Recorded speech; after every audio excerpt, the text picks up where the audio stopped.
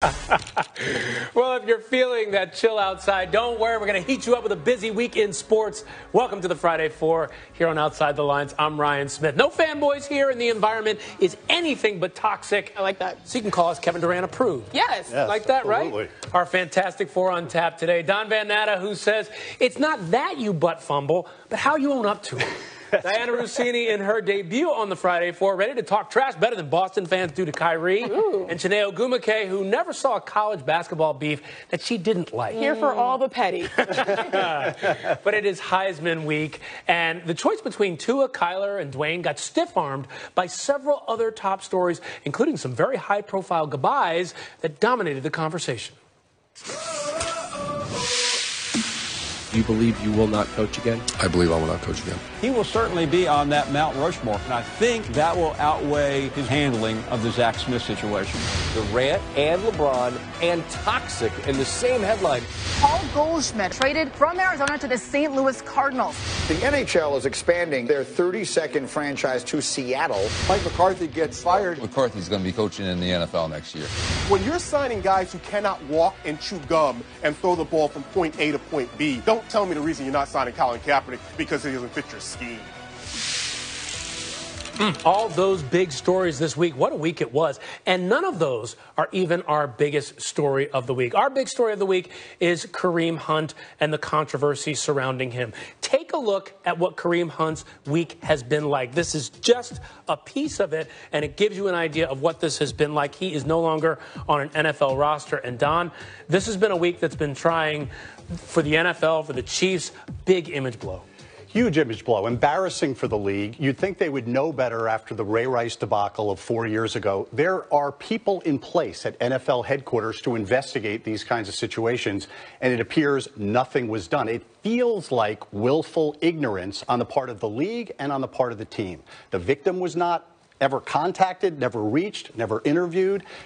Hunt was never interviewed, never talked about it with anybody, with the team or with the league. And it is embarrassing for the league and for Roger Goodell, who said he was going to do better, vowed to do better at that press conference in September of 2014, and has not. And from a victim perspective, the NFL says they tried to reach out to the victim a number of times. But again, Diana, it feels like another situation where the victim isn't put first. It's another perfect, clear example of the NFL not doing enough work. And I think when people first see stories, average football fans, and they see that it was TMZ that did the digging on this, I think the automatic reaction is, why are they able to uncover more than the NFL, $1 billion industry with a lot of really smart people in their office? I know we slight them a lot and we give them a hard time, but there's some really intelligent people running that running that office and running the league.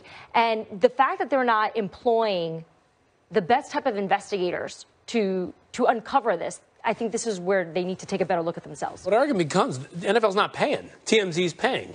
Does that need to change? But I think the big picture here is, why are we feeling like we are desensitized to these issues that happen time and time again?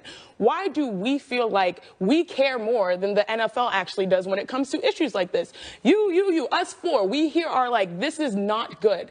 This should not stand. We have no power or position to create some kind of change. Why isn't there action? Again, you hinted on it, Diana. The fact that, yes, they were aware at some point, whether the channel was official or not, who felt the obligation to actually investigate and follow that up? Now, again, is it the powers that be that you're afraid to raise your voice?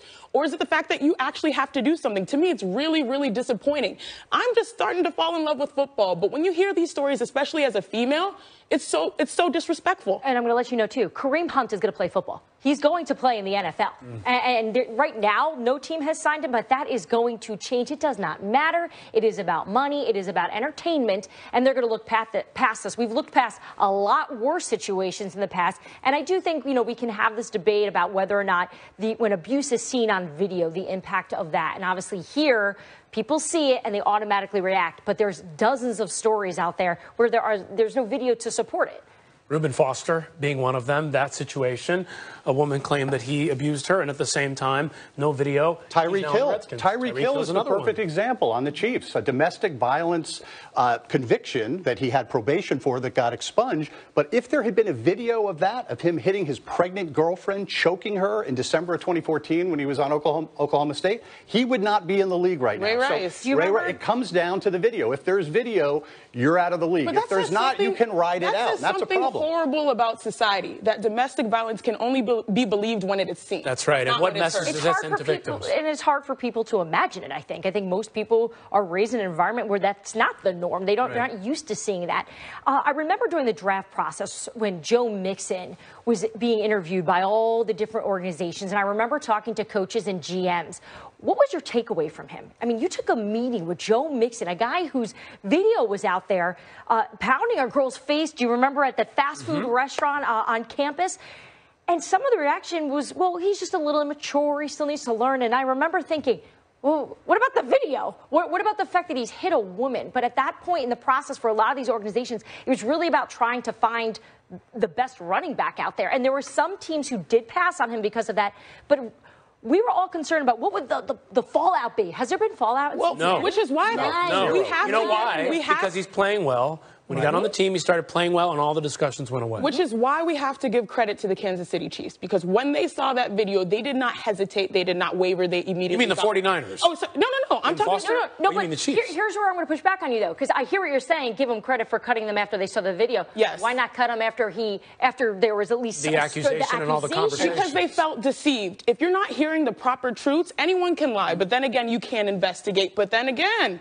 But to that point, they need to have an institution that forces them to that point, the Chiefs owner, Clark Hunt, in August during training camp said, you know what, Kareem Hunt's learned his lesson. Everything's fine. He's going to be great. Kareem Hunt said, I've learned my lessons. The Chiefs never investigated this. How does the Chiefs owner go out and say this to the public when he never looked at the facts of this and ever asked Hunt what the facts were? Yeah. So, again, he's a superstar. They wanted this to go away. And if it had not been for the video being released, he'd still be on the team. But there are so many layers to this, because the Chiefs would say, well, he lied to us. We had a different story. And you can only operate with the information that you have. Right. And they will also say, as we had in an article that just dropped on ESPN.com, that the Chiefs, or at least one source on the Chiefs, told someone on our end that there was only that the NFL told them, hey, don't investigate, we're handling this. And I was prepared to actually come down today before I saw some of this. I was prepared to say, the NFL's in a bind here because the NFL can't be TMZ. They can't pay people for stuff. Remember Biogenesis, when the MLB paid for information? How did that make them look?